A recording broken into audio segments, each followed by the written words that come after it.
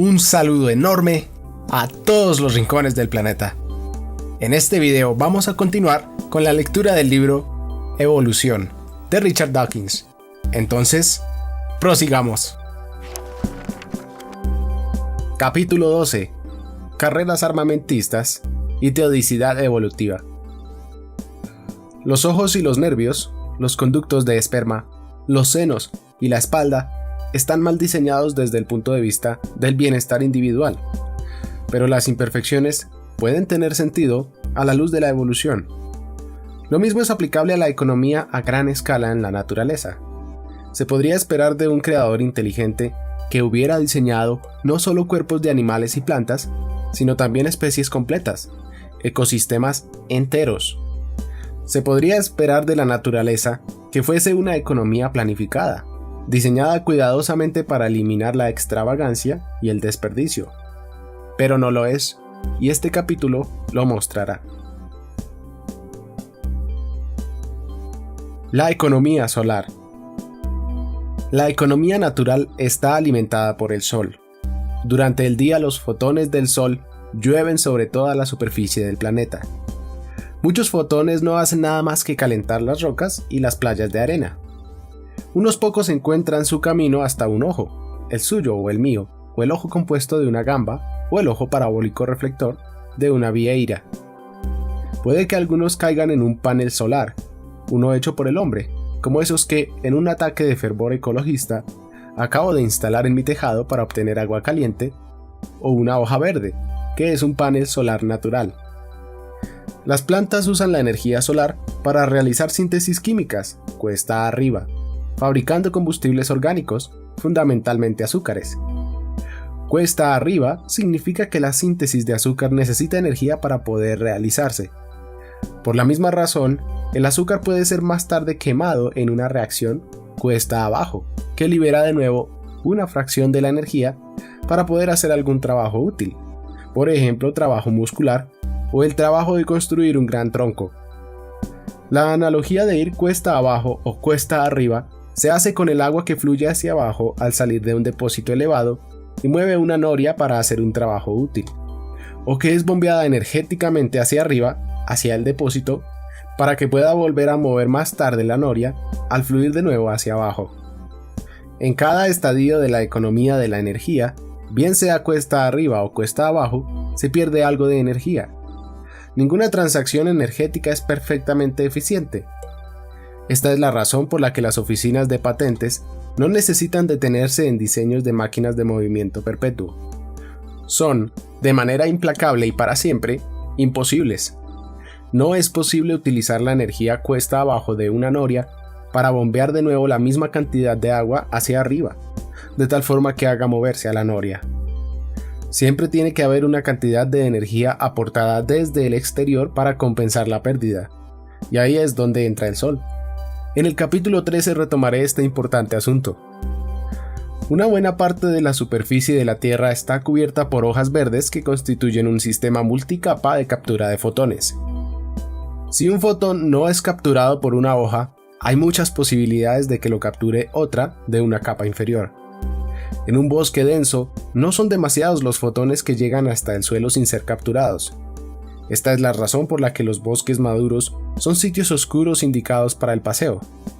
La mayoría de los fotones que constituyen la pequeña fracción de rayos solares correspondiente a nuestro planeta se golpea con el agua, y las capas superficiales del mar bullen con plantas verdes unicelulares que los capturan. Ya sea en el mar o en la tierra, el proceso en que se quedan atrapados los fotones y se usan para llevar a cabo reacciones químicas cuesta arriba que consumen energía, fabricando convenientemente moléculas como los azúcares y el almidón que almacenan esa energía, se llama fotosíntesis. Fue inventada hace más de 1.000 millones de años por las bacterias, y las bacterias verdes todavía realizan la mayoría de la fotosíntesis. Puedo decir esto porque los cloroplastos, diminutos motores verdes fotosintéticos que llevan a cabo la tarea de la fotosíntesis en todas las hojas, son los descendientes directos de las bacterias verdes. De hecho, debido a que aún pueden reproducirse autónomamente, del mismo modo que ellas, dentro de las células de las plantas, podemos decir que todavía son bacterias. aunque muy dependientes de las hojas que los alojan y a las que dan su color. Parece que las bacterias originales, que vivían libres, fueron secuestradas dentro de las células de las plantas, donde después evolucionaron hasta lo que ahora llamamos cloroplastos. Y es un hecho claramente simétrico que, igual que la química cuesta arriba de la vida está tomada en su mayoría de las bacterias verdes que prosperan dentro de las células de las plantas, también la química cuesta abajo del metabolismo, la combustión lenta de los azúcares y otros combustibles para liberar energía en células de animales y plantas, es una habilidad especial de otra clase de bacterias que una vez vivieron libres, pero ahora se reproducen dentro de células más grandes, donde se las conoce como mitocondrias. Las mitocondrias y los cloroplastos descienden de tipos diferentes de bacterias, cada una de las cuales desarrolló su magia química, complementaria de la otra, miles de millones de años antes de la existencia de cualquier organismo vivo detectable a simple vista. Ambas fueron más tarde seleccionadas por sus habilidades químicas y hoy se multiplican en el interior líquido de células mucho más grandes y complejas, correspondientes a criaturas con tamaño suficiente como para que nosotros las veamos y las toquemos. Las células de las plantas en el caso de los cloroplastos, las células de las plantas y de los animales en el caso de las mitocondrias. La energía solar capturada por los cloroplastos en las plantas está en la base de complejas cadenas alimentarias, en las que la energía pasa de las plantas a los herbívoros, que pueden ser insectos, a los carnívoros, que pueden ser insectos o insectívoros, así como lobos y leopardos, a los carroñeros, como los buitres y los escarabajos del estiércol, y finalmente a agentes de degradación como hongos y bacterias. En cada etapa de estas cadenas alimentarias, parte de la energía se desperdicia en forma de calor a medida que se transmite, mientras que otra se utiliza para mantener procesos biológicos como la contracción muscular. Ninguna energía se añade después a la que inicialmente se tomó del Sol. Con pocas pero interesantes excepciones, como los habitantes de las fumarolas del océano profundo, cuya energía proviene de fuentes volcánicas, toda la energía que sostiene la vida viene en última instancia de la luz solar, capturada por las plantas. Contemple un árbol erguido, orgulloso en medio de una zona despejada. ¿Por qué es tan alto? No para estar más cerca del sol. Ese largo tronco podría ser acortado hasta que la cruz del árbol estuviera a ras de suelo, sin que perdieran fotones y con un enorme ahorro en el coste de creación. Entonces, ¿por qué todo ese gasto en empujar la copa del árbol hacia el cielo? La respuesta no aparece hasta que nos damos cuenta de que el hábitat natural del árbol es el bosque.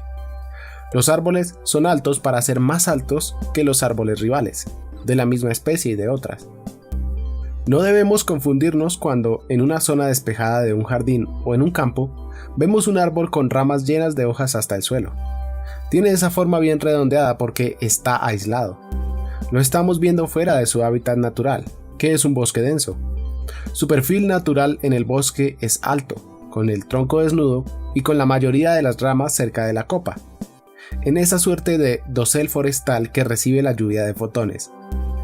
Y ahora, un pensamiento extraño. Si todos los árboles del bosque llegaran a un acuerdo, como un acuerdo sindical, para no crecer más alto de, digamos, 3 metros, todos se beneficiarían. Toda la comunidad, todo el ecosistema, podría aprovecharse del ahorro en madera y energía necesarias para construir esos troncos enormes y costosos. La dificultad para que se den estos acuerdos de contención mutua es bien conocida, incluso en asuntos humanos en los que podríamos utilizar la ventaja de la predicción. Un ejemplo habitual es el acuerdo para sentarse, en lugar de estar de pie, cuando se ve un espectáculo como una carrera de caballos. Si todos los espectadores estuvieran sentados, los altos seguirían teniendo una mejor visión que los bajos, justo igual que cuando todo el mundo está de pie, pero con la ventaja de que estar sentado es más cómodo. Los problemas comienzan cuando una persona bajita, sentada detrás de 2 personas altas, se levanta para ver mejor. Inmediatamente la persona sentada detrás de ella se levanta para ver algo. Una ola de gente incorporándose barre el campo, hasta que todo el público está de pie. Al final, todo el mundo está peor de lo que estaría si se hubiera quedado sentado. En un bosque maduro típico, el dosel puede verse como un prado, como una pradera ondulada alzada sobre zancos. El dosel recoge la energía solar al mismo ritmo que lo haría la pradera, pero una proporción importante de la energía se desperdicia en dar de comer a los zancos, que no hacen nada más que elevar la pradera en el aire, donde recoge exactamente la misma cantidad de fotones que recogería, a mucho menor coste, si estuviera sobre el suelo. Y esto nos pone cara a cara con la diferencia entre una economía planificada y una economía evolutiva. En una economía diseñada no habría árboles, o al menos no árboles muy altos. No habría bosques, ni dosel. Los árboles son un desperdicio. Los árboles son extravagantes. Los troncos de los árboles son monumentos erigidos a la competición fútil. Fútil si pensamos en términos de economía planificada. Pero la economía natural no está planificada. Las plantas compiten con otras plantas de la misma o de otras especies, y el resultado es que crecen más y más alto, mucho más alto de lo que recomendaría ningún planificador. No indefinidamente más alto, sin embargo. Se llega a un punto en que seguir creciendo más, aunque confiere una ventaja competitiva, tiene un coste tan elevado que un árbol individual que lo hace termina peor que sus rivales que renunciaron a ese metro extra. Lo que finalmente determina la altura hasta la que tienen que crecer es un equilibrio entre los costes y los beneficios para los árboles individuales, no los beneficios que un planificador racional podría calcular para los árboles en su conjunto. Y por supuesto, el equilibrio encuentra un máximo diferente en bosques diferentes. Las secuoyas rojas de la costa del Pacífico, véalas antes de morirse, probablemente nunca han sido superadas.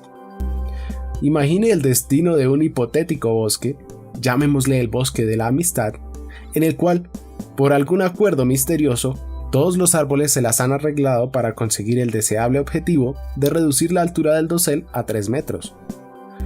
La cobertura tiene el mismo aspecto que la de cualquier otro bosque, excepto porque solo posee 3 metros de altura en lugar de 30.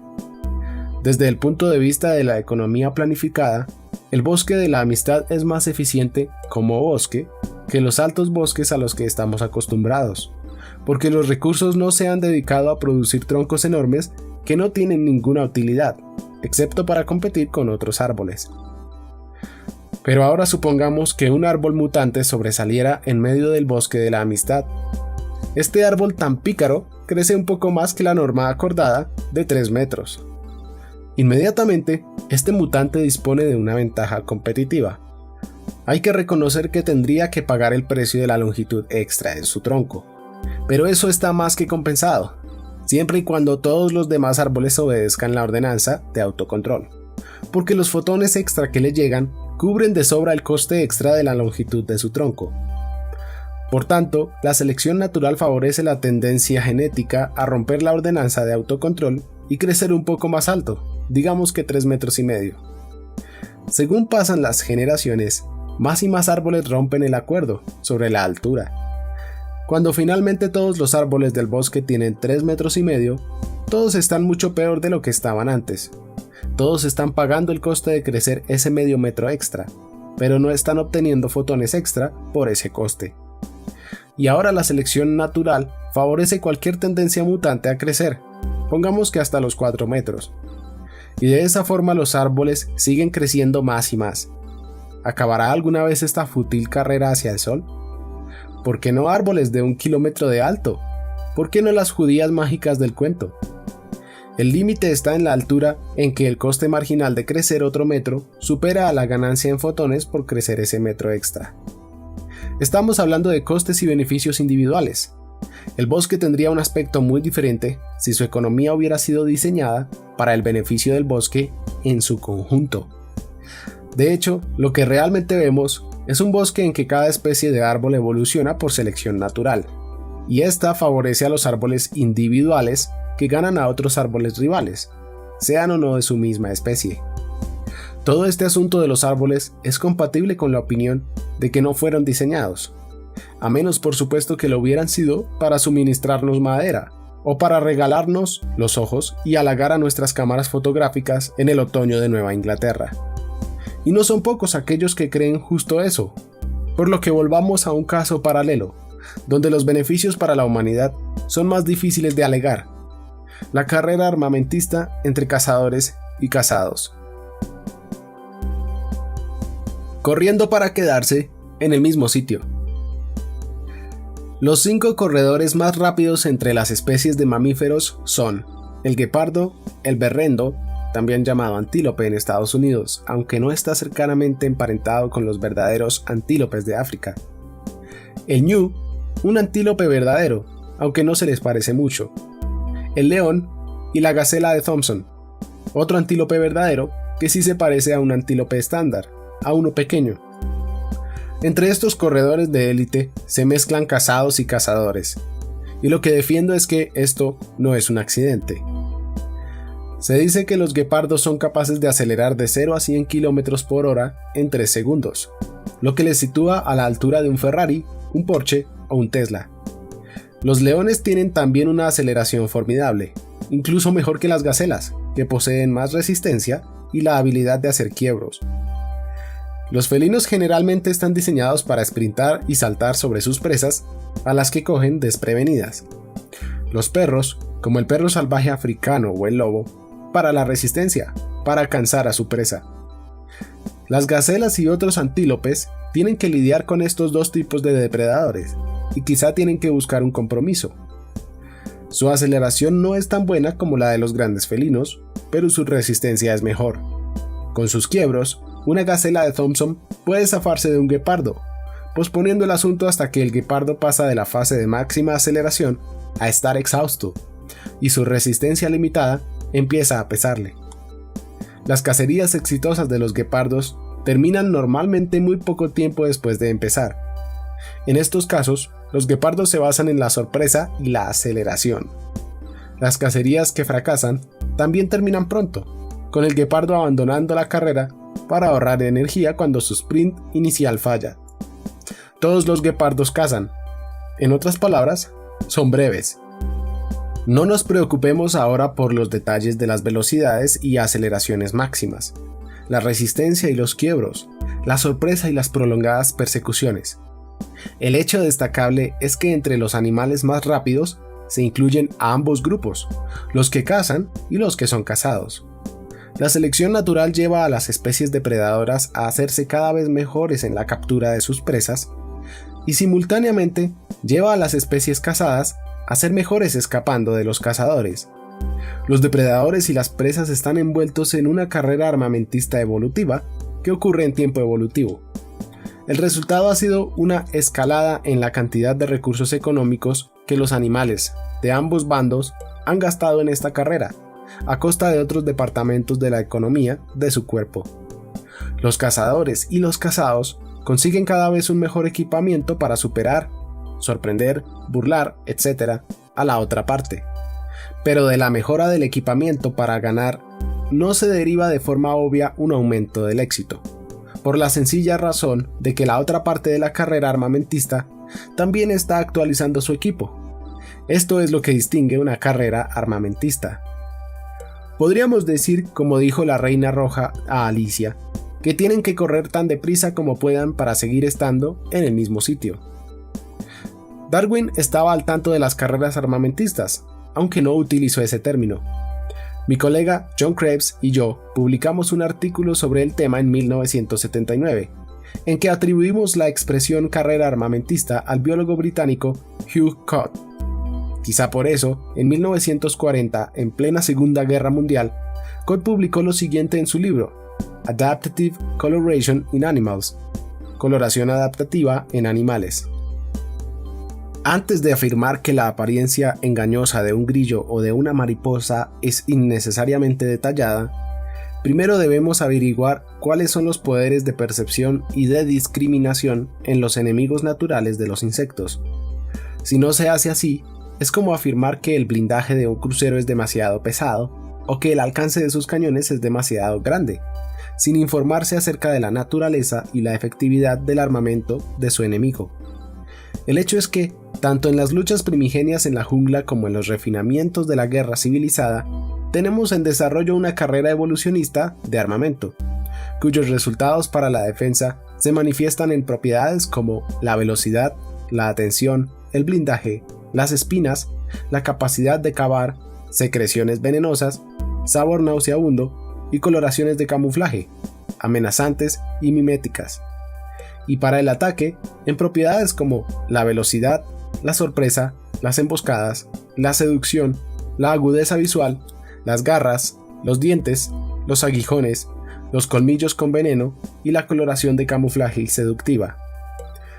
De igual forma que se ha desarrollado una mayor velocidad para la huida en respuesta al incremento de velocidad en el perseguidor o un blindaje defensivo en respuesta a armas ofensivas, también se ha desarrollado la perfección en los mecanismos de ocultación en respuesta a un aumento de los poderes perceptivos.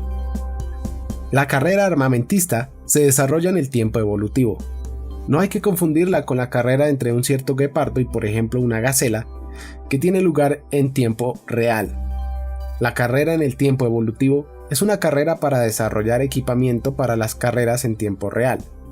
Y lo que eso significa en realidad es que los genes para desarrollar ese equipamiento destinado a vencer o superar a la otra parte se acumulan en los acervos genéticos de ambas partes.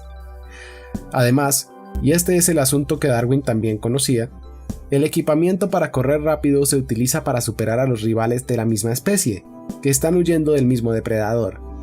El conocido chiste que es casi como una fábula de Esopo sobre las zapatillas de deporte y el oso resume la idea perfectamente. Ahora que he introducido la terminología de la carrera armamentista, podemos ver que también los árboles del bosque están involucrados en una. Cada árbol corre hacia el sol, en competencia con sus vecinos más próximos del bosque. Esta carrera es particularmente reñida cuando un árbol viejo muere y deja un sitio vacante en la cubierta. El eco que produce un árbol viejo al caerse es el pistoletazo de salida de una carrera, en tiempo real, aunque a un tiempo más lento de lo que los animales estamos acostumbrados, entre los árboles jóvenes que han estado esperando justo esa oportunidad. Y el ganador será probablemente un árbol bien equipado, con genes que prosperaron a través de carreras armamentistas ancestrales en el tiempo evolutivo para crecer rápido y alto. La carrera armamentista entre las especies de los bosques es una carrera simétrica. Ambos lados están intentando conseguir la misma cosa, un lugar en la cubierta forestal. La carrera armamentista entre depredadores y presas es una carrera asimétrica, una carrera entre armas de ataque y armas de defensa. Lo mismo ocurre con las carreras armamentistas entre machos y hembras dentro de las especies, y entre los padres y su descendencia. Un aspecto que podría preocupar a los entusiastas del diseño inteligente es la gran dosis de futilidad que arrastran estas carreras. Si vamos a postular un diseñador para los guepardos, entonces debemos admitir que ha puesto cada gramo de sus conocimientos de diseño en la tarea de perfeccionar a un asesino superlativo. Una mirada a esa magnífica máquina de correr elimina cualquier duda. El guepardo, si es que vamos a hablar de diseño, está magníficamente diseñado para cazar gacelas. Pero el mismo diseñador ha puesto el máximo empeño en diseñar una gacela que está extraordinariamente equipada para escapar de esos guepardos. Por el amor de Dios, ¿de qué lado está el diseñador? Cuando observamos los músculos tensos del guepardo y su flexible columna vertebral, debemos concluir que el diseñador quiere que el guepardo gane la carrera. Pero cuando miramos a la gacela sprintando, haciendo quiebros, saltando, llegamos exactamente a la misma conclusión. ¿Sabía la mano izquierda del diseñador lo que estaba haciendo su mano derecha? Es un sádico que disfruta del deporte espectáculo y está siempre subiendo la apuesta en ambos lados para aumentar la emoción de la captura. Él, que creó al cordero, ¿te creó a ti? ¿Es realmente parte del plan divino que el leopardo deba dormir con el niño y que el león coma paja como el buey? En ese caso, ¿por qué invertir en los formidables molares carníceros, las garras asesinas del león y del leopardo? ¿De dónde salen la sobrecogedora velocidad y el arte de huir del antílope y de la cebra? No hace falta decir que estos problemas no surgen de la interpretación evolutiva de lo que está pasando. Cada bando está peleando para superar al otro porque, en ambos lados, los individuos que tienen éxito transmiten automáticamente los genes que contribuyeron a su éxito. Las ideas de futilidad y desperdicio aparecen en nuestras mentes porque somos humanos y capaces de ver el bienestar de todo el ecosistema. La selección natural se preocupa solo de la supervivencia y la reproducción de los genes individuales. Es como los árboles del bosque. De la misma forma que cada árbol tiene una economía en la que los recursos que se invierten en los troncos ya no están disponibles para las frutas o las hojas, los guepardos y las gacelas tienen su propia economía interna. Correr deprisa es costoso, no solo en términos de la energía obtenida del sol, sino también de los materiales que se usan en la fabricación de los músculos, los huesos y los tendones, la maquinaria de la velocidad y la aceleración. La comida en forma de plantas que ingiere una gacela es finita. Lo que se consuma en fabricar músculos y largas patas para correr se tiene que quitar de otros departamentos de la vida, como la cría de hijos, en que idealmente el animal podría preferir invertir sus recursos. Existe un compromiso de equilibrio extremadamente complicado que debe ser microgestionado. No podemos conocer todos los detalles, pero sabemos, es una ley inquebrantable de la economía, que es posible gastar demasiado en un departamento de la vida, tomando recursos de otro departamento de la vida. Un individuo que invierta una cantidad de recursos mayor que la ideal en correr puede salvar la piel, pero en el juego darwiniano sería superado por otro individuo rival de la misma especie que escatime un poco en correr y por tanto asuma un mayor riesgo de ser comido, pero que consiga el equilibrio adecuado y logre tener más descendientes a los que transmitir sus genes. No son solo energía y materiales caros los que deben ser equilibrados adecuadamente. También hay un riesgo, y el riesgo tampoco es algo extraño en los cálculos de los economistas. Las patas largas y estrechas son buenas para correr. Inevitablemente, también son propensas a romperse. Con demasiada frecuencia, los caballos de carrera se rompen una pata durante el fragor de la carrera y normalmente son sacrificados poco después. Como vimos en el capítulo 3, la razón por la que son tan vulnerables es porque han sido criados selectivamente para ser rápidos a expensas de todo lo demás. Las gacelas y los guepardos también han sido seleccionados en aras de la velocidad, seleccionados naturalmente, no artificialmente, y también serían vulnerables a fracturas si la naturaleza los hubiera sobreseleccionado para ser veloces. Pero la naturaleza nunca sobreselecciona nada. La naturaleza consigue el equilibrio adecuado. El mundo está lleno de genes para obtener el equilibrio adecuado, y esa es la razón por la que están ahí. Lo que esto significa en la práctica es que los individuos con una tendencia genética a desarrollar patas excepcionalmente largas y delgadas, que son sin duda superiores para correr, tienen menos probabilidad de transmitir sus genes, en promedio, que individuos ligeramente más lentos cuyas patas menos frágiles se rompen con menor frecuencia. Esto es solo un ejemplo hipotético de los muchos cientos de compromisos con que los animales y plantas tienen que lidiar. Lidian con riesgos y lidian con compromisos económicos. Pero no son los animales y plantas individuales los responsables de este compromiso y equilibrio. Son los números relativos de genes alternativos en los acervos genéticos los que son compensados y equilibrados por la selección natural. Como cabría esperar, el compromiso óptimo no es fijo. En las gacelas, el compromiso entre la velocidad y otras demandas dentro de la economía del cuerpo desplazará su punto óptimo dependiendo de la preponderancia de los carnívoros en la zona. Es la misma historia que la de los guppies del capítulo 5. Si hay pocos depredadores en su entorno, la longitud óptima de la pata se reducirá. Los individuos con más éxito serán aquellos predispuestos por sus genes a reservar algo de energía y material de las patas para dedicarlos, por ejemplo, a criar hijos o a acumular grasa para el invierno. Estos serán también individuos menos propensos a romperse las patas. Por otra parte, si el número de depredadores aumenta, el equilibrio óptimo se desplazará hacia conseguir unas patas más largas, con mayor riesgo de fracturas, y con menos energía y materiales dedicados a aquellos aspectos de la economía del cuerpo que no están relacionados con la facultad de correr. Y los mismos tipos de cálculos implícitos equilibrarán los compromisos óptimos de los depredadores. Una guepardo con una pata rota morirá, sin duda, de inanición, y también sus cachorros. Pero dependiendo de cómo sea de difícil encontrar comida, el riesgo de no obtener suficiente alimento si corre despacio puede ser mayor que el riesgo de romperse una pata por estar equipado con los medios para correr demasiado rápido.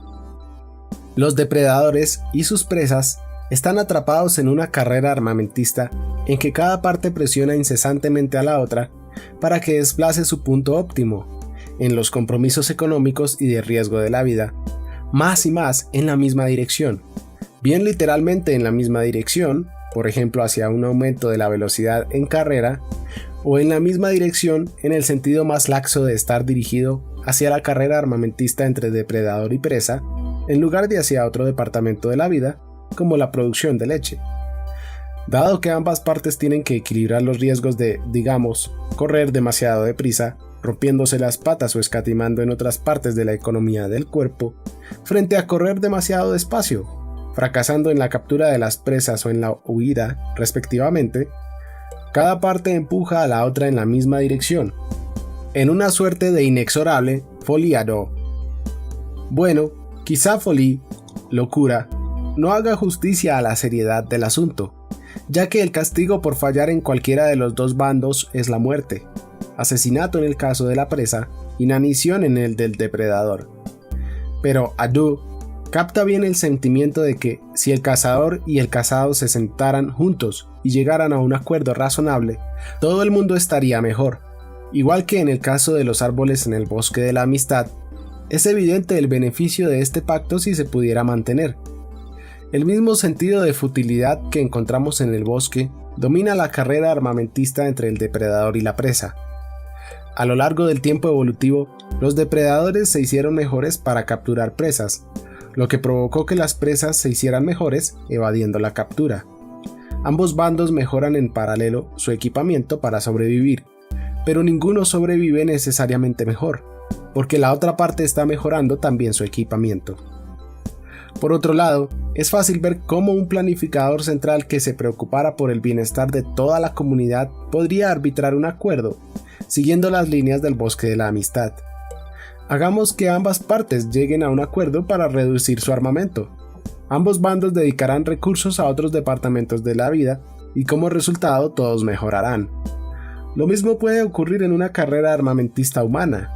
No necesitaríamos nuestros cazas si los otros no tuvieran bombarderos. No necesitaríamos nuestros misiles si los otros no tuvieran los suyos. Ambos podríamos ahorrar miles de millones si redujéramos a la mitad el gasto en armamento y pusiéramos el dinero en el fondo Plogshares. Y ahora, tras haber dividido por dos nuestro presupuesto armamentístico y habiendo alcanzado un empate, volvamos a dividirlo por dos. El truco es hacerlo de forma sincronizada, para que cada parte se mantenga exactamente igual de bien equipada para contrarrestar el presupuesto armamentístico decreciente de la otra parte. Esta escalada inversa tiene que ser justo así, planificada. Y una vez más, la planificación no forma parte de la evolución. Igual que en el caso de los árboles de un bosque, la escalada es inevitable, justo hasta el momento en que a un individuo típico ya no le merece la pena seguir con ella más allá. La evolución, a diferencia de un diseñador, nunca se para a reconsiderar si podría haber habido un camino mejor, un camino compartido que interese a todos, en lugar de una escalada bilateral guiada por la ventaja egoísta, una ventaja que se acaba neutralizando precisamente porque la escalada es mutua. La tentación de pensar como un planificador se ha extendido desde hace tiempo entre los ecologistas pop, e incluso los ecologistas académicos algunas veces se acercan a ello peligrosamente. La tentadora noción de depredadores prudentes, por ejemplo, ha sido inventada no por un abrazaárboles de poco juicio, sino por un distinguido ecologista norteamericano. La idea de depredadores prudentes es esta. Todo el mundo sabe que, desde el punto de vista de la humanidad en su conjunto, estaríamos mejor si dejáramos de sobreexplotar hasta la extinción algunas especies comestibles importantes, como el bacalao. Esa es la razón por la que los gobiernos y las ONG se reúnen en cónclaves solemnes para pactar cuotas y restricciones. Esa es la razón por la que los gobiernos establecen por decreto el tamaño exacto de las redes de pesca, y es la razón por la que las patrulleras recorren las costas persiguiendo pesqueros de arrastre que no cumplen estos criterios. Los humanos, en nuestros días buenos y cuando se nos vigila adecuadamente, somos depredadores prudentes. Por tanto, o al menos así piensan algunos ecologistas, no deberíamos esperar que los depredadores salvajes, como los lobos o los leones, sean también depredadores prudentes. La respuesta es no. No, no, no. Y merece la pena entender por qué, ya que es una cuestión interesante para la que nos han preparado los bosques de árboles y todo este capítulo. Un planificador, un diseñador de ecosistemas preocupado por el bienestar de toda la comunidad de animales salvajes, podría calcular una política de caza selectiva óptima que los leones, por ejemplo, deberían adoptar idealmente. No se debe capturar más de una cierta cuota de cualquiera de las especies de antílope. No se atacan hembras preñadas ni jóvenes adultos en pleno potencial reproductivo. Se debe evitar comer miembros de especies raras, que podrían estar en peligro de extinción y que podrían ser útiles en el futuro, si cambian las condiciones. ¿No sería maravilloso si los leones de la sabana estuvieran de acuerdo en seguir las normas y respetar las cuotas tan cuidadosamente calculadas para ser sostenibles? Y tan razonable, si quisieran. Bien, eso sería razonable, y es lo que un diseñador recomendaría, al menos si estuviera preocupado por el bienestar del ecosistema en su conjunto. Pero no es lo que la selección natural recomendaría, sobre todo porque la selección natural, al carecer de la capacidad de predecir, no recomienda nada, y no es lo que ocurre. Veamos por qué, y es la misma historia que la de los árboles en el bosque. Imagine que, por alguna rareza de la diplomacia leonina, la gran mayoría de los leones del área se han organizado para ponerse de acuerdo y limitar su caza hasta niveles sostenibles.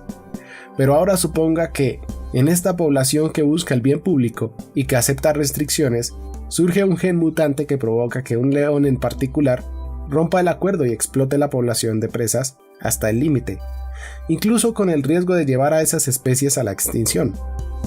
¿Penalizaría la selección natural al gen egoísta rebelde? Lamentablemente no. La descendencia del león rebelde, los propietarios del gen rebelde, superarían y se reproducirían más que sus rivales en la población de leones. En unas pocas generaciones, el gen rebelde se extendería por la población y no quedaría nada del amigable pacto original. El que se lleva la mejor parte transmite los genes que le permitieron llevársela. Pero el entusiasta de la planificación protestará cuando todos los leones se comporten de forma egoísta y sobreexploten las especies que cazan hasta el punto de la extinción, ya que todo el mundo pierde, incluso los leones que mejor cazan. Al final, si todas las presas se extinguen, la población entera de leones también se extinguirá. ¿No tomaría parte la selección natural para detener lo que está ocurriendo? Insiste el planificador. Una vez más lamentablemente no. El problema es que la selección natural no piensa en el futuro, y la selección natural no elige entre grupos rivales. Si lo hiciera, habría una oportunidad de que la depredación prudente fuera favorecida. La selección natural, como Darwin intuyó con mucha más claridad que muchos de sus sucesores, elige entre rivales dentro de una población.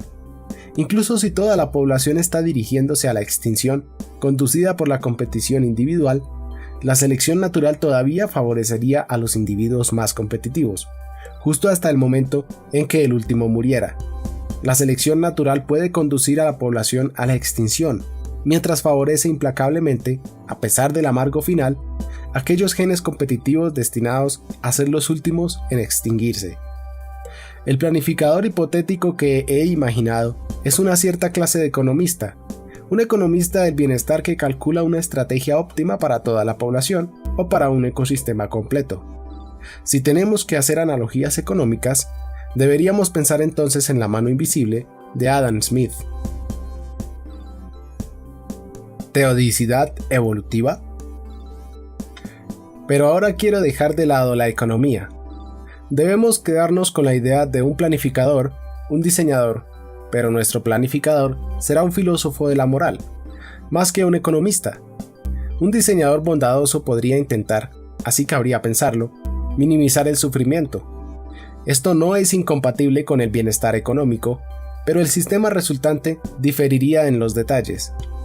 Y una vez más, esto, desafortunadamente, no ocurre en la naturaleza. ¿Por qué debería ocurrir? Terrible pero cierto, el sufrimiento entre los animales salvajes es tan estremecedor que los espíritus sensibles no deberían contemplarlo.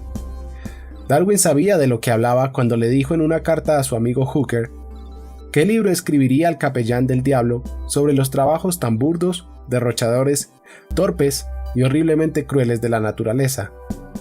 La expresión memorable capellán del diablo me proporcionó el título de un libro anterior, y en otro lo expresé así: la naturaleza no es amable ni hostil, no está en contra del sufrimiento ni a favor. La naturaleza no está interesada en el sufrimiento de ninguna forma, a menos que afecte a la supervivencia del ADN. Es fácil imaginar un gen que, por ejemplo, tranquilice a las gacelas cuando van a recibir el mordisco final. ¿Sería un gen así favorecido por la selección natural? No, a menos que el acto de tranquilizarlas mejorase la probabilidad de que el gen se propagara a generaciones futuras. Es difícil ver por qué esto tiene que ser así, y nosotros podemos adivinar que las gacelas sufren un dolor y un pánico horribles cuando las persiguen hasta la muerte, como les acaba pasando a la mayoría de ellas. La cantidad total de sufrimiento por año en el mundo natural está más allá de cualquier consideración aceptable. Durante el minuto que tardo en construir esta frase, miles de animales están siendo comidos vivos. Otros corren intentando salvar sus vidas, gimoteando con miedo. Otros están siendo devorados lentamente desde el interior por molestos parásitos. Miles de animales de todas las especies están muriendo de hambre, sed y enfermedades. Así debe ser, y hay una época de plenitud. Ese mismo hecho provocará automáticamente un aumento en la población hasta que se restaure el estado natural de hambre y miseria. Los parásitos probablemente causan aún más sufrimiento que los depredadores, y entender su lógica evolutiva aumenta, más que mitiga, el sentido de futilidad que experimentamos cuando los contemplamos. Yo arremeto contra ellos cada vez que tengo un resfriado, como el que tengo ahora. Quizá es solo un inconveniente menor, pero es tan absurdo. Al menos, si estás siendo comido por una anaconda, puedes sentir que has contribuido al bienestar de uno de los señores de la vida. Cuando estás siendo devorado por un tigre, quizá el último pensamiento podría ser: ¿qué ojo o mano inmortal es responsable de esta aterradora simetría? ¿En qué profundidades o cielos distantes ardió el fuego de sus ojos? Pero con un virus tiene una futilidad absurda escrita en su ADN. En realidad, ARN, en el caso del virus común del resfriado, aunque el principio es el mismo. Un virus existe con el único propósito de fabricar más virus. Bien, lo mismo se cumple en última instancia para los tigres y las serpientes, pero eso no parece tan fútil. El tigre y la serpiente pueden ser máquinas de replicar ADN, pero son máquinas maravillosas, elegantes, complicadas y caras. Yo he donado dinero para preservar al tigre, pero ¿quién pensaría en donar dinero para preservar el resfriado común? Es esa futilidad la que me afecta, mientras me sueno de nuevo la nariz y jadeo buscando aire. Futilidad, qué tontería, tonterías humanas, sentimentales. La selección natural es completamente fútil. Su objetivo es la supervivencia de las instrucciones autorreplicantes para la autorreplicación. Si una variante del ADN sobrevive cuando una anaconda me traga entero, o una variante del ARN sobrevive haciéndome estornudar, eso es todo lo que necesitamos como explicación. Los virus y los tigres son construidos mediante instrucciones codificadas, cuyo último mensaje es, como un virus de computador: duplícame. En el caso de un virus, la instrucción se ejecuta directamente. El ADN de un tigre es también un programa del tipo duplícame, pero contiene una digresión formidablemente grande como parte esencial de la ejecución eficiente de su mensaje fundamental. La digresión es un tigre completo, con sus colmillos, sus músculos para correr, sus instintos de acechar y saltar. El ADN del tigre dice: duplícame por la circunvalación de construir un tigre primero. Al mismo tiempo, el antílope dice: duplícame por la circunvalación de construir un antílope primero, completo, con patas largas y músculos rápidos. El sufrimiento es un subproducto de la evolución por selección natural, una consecuencia inevitable que nos puede afectar en nuestros momentos más receptivos, pero que no podemos esperar que afecte a un tigre, incluso si se pudiera decir de un tigre que sufre, y ciertamente no podemos esperar que preocupe a sus genes. Los teólogos se preocupan por los problemas del sufrimiento y el mal, hasta el punto de que han inventado un nombre: teodicidad, literalmente justicia de Dios, para la tarea de intentar reconciliarlo con la supuesta bondad divina. Los biólogos evolutivos no ven el problema porque el mal y el sufrimiento no cuentan para nada, de una forma o de otra, en el cálculo de la supervivencia de los genes. Sin embargo, necesitamos considerar el problema del dolor. ¿De dónde viene? Desde el punto de vista evolutivo. El dolor, como todo lo relacionado con la vida, suponemos, es un artefacto darwiniano que funciona para mejorar la supervivencia del sufridor. Los cerebros están construidos con una regla general del tipo: si experimentas la sensación de dolor, detén cualquier cosa que estés haciendo y no la hagas otra vez. Queda como objeto de una discusión interesante el hecho de por qué tiene que ser tan horriblemente doloroso. Teóricamente, cabría suponer la posibilidad de que en algún lugar del cerebro pudiera ser alzado el equivalente a una pequeña bandera roja, indolora, cuando el animal hiciera algo que lo lastimara. Coger un asco al rojo vivo, quizá. Una amonestación imperativa del tipo «no hagas eso otra vez», o un cambio no doloroso en el diagrama de conexión del cerebro, de tal forma que impidiera que el animal lo volviera a hacer, parecería suficiente. ¿Por qué la abrasadora agonía, una agonía que puede durar días y de la cual la memoria puede que nunca se libere? Quizá pelear con esta cuestión es la versión evolutiva de la teodicidad. ¿Por qué es tan doloroso? ¿Qué está mal en esa pequeña bandera roja? No tengo una respuesta concluyente. Una posibilidad inquietante es esta: ¿qué pasaría si el cerebro estuviera sujeto a deseos e impulsos opuestos, y hubiera algún tipo de lucha interna entre ellos? Subjetivamente, conocemos bien la sensación. Podemos estar en conflicto entre, digamos, el hambre y el deseo de estar delgados, o podemos tener un conflicto entre el enfado y el miedo, o entre el deseo sexual y un tímido temor al rechazo, o una conciencia que inste a la fidelidad. Literalmente podemos sentir el tira y afloja dentro de nosotros, mientras nuestros deseos en conflicto batallan entre sí.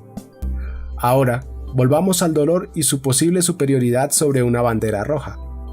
Igual que el deseo de estar delgado puede superar al hambre, es claramente posible superar el deseo de evitar el dolor. Las víctimas de tortura pueden acabar sucumbiendo, pero a menudo pasan por una fase previa en que soportan bastante dolor en lugar de, por ejemplo, traicionar a sus camaradas o a su país o su ideología. En la medida en que se puede decir que la selección natural quiere algo, la selección natural no quiere que los individuos se sacrifiquen a sí mismos por amor al país o en aras de una ideología o un partido o un grupo. La selección natural está en contra de que los individuos se salten las sensaciones de aviso que produce el dolor. La selección natural quiere que sobrevivamos, o más específicamente, que nos reproduzcamos y que estemos unidos a nuestros camaradas, nuestra nación o nuestra ideología. Por lo que respecta a la selección natural, las pequeñas banderas rojas serán favorecidas solo si nunca son ignoradas. Ahora, a pesar de las dificultades filosóficas, creo que los ejemplos en que el dolor se había ignorado por razones no darwinianas, razones de lealtad al país, ideología, etc., serían más frecuentes si tuviéramos una bandera roja en lugar de un dolor real, lleno, intolerable. Supongamos que aparecen unos mutantes genéticos que no puedan sentir la espantosa agonía del dolor, sino que dependieran de un sistema de bandera roja para mantenerse a salvo del daño físico. Sería sencillo para ellos resistirse a la tortura, y serían reclutados enseguida como espías. El problema es que resultaría tan fácil reclutar espías que resistieran la tortura, que ésta dejaría pronto de ser un método de extorsión. Pero, en un estado salvaje, ¿sobrevivirían estos mutantes de bandera roja, libres de dolor, mejor que los individuos rivales cuyos cerebros sí sienten dolor? ¿Sobrevivirían para transmitir los genes a los nuevos sustitutos de bandera roja? Incluso dejando de lado la circunstancia especial de la tortura y las circunstancias especiales de la lealtad a las ideologías, creo que podemos ver que la respuesta sería no. Como cuestión interesante, hay individuos que no pueden sentir dolor y normalmente terminan mal. La insensibilidad congénita al dolor con anhidrosis, CIPA, es una anormalidad congénita extraña en que el paciente carece de células receptoras del dolor en la piel. Y tampoco eso es la anhidrosis, suda. Aunque es cierto que los pacientes con CIPA no tienen un sistema interno de bandera roja para compensar la deficiencia de su sistema de dolor, cabría pensar que podrían aprender a estar alerta, cognitivamente, ante la necesidad de evitar el daño físico, un sistema de bandera roja aprendido. En todas las circunstancias, los pacientes de CIPA sucumben a una gran variedad de consecuencias desagradables derivadas de su incapacidad para sentir dolor.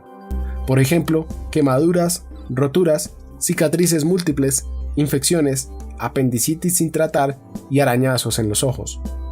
Es todavía más sorprendente que también sufren daños serios en las articulaciones porque, a diferencia de nosotros, no cambian la postura cuando han estado sentados o tumbados en una misma posición durante mucho tiempo. Algunos pacientes se ponen alarmas para avisarse de que deben cambiar de posición frecuentemente a lo largo del día. Incluso si pudiera hacerse efectivo un sistema de bandera roja, no parece que exista ninguna razón por la que la selección natural lo favoreciera positivamente por encima de un sistema real de dolor, solo porque es menos desagradable.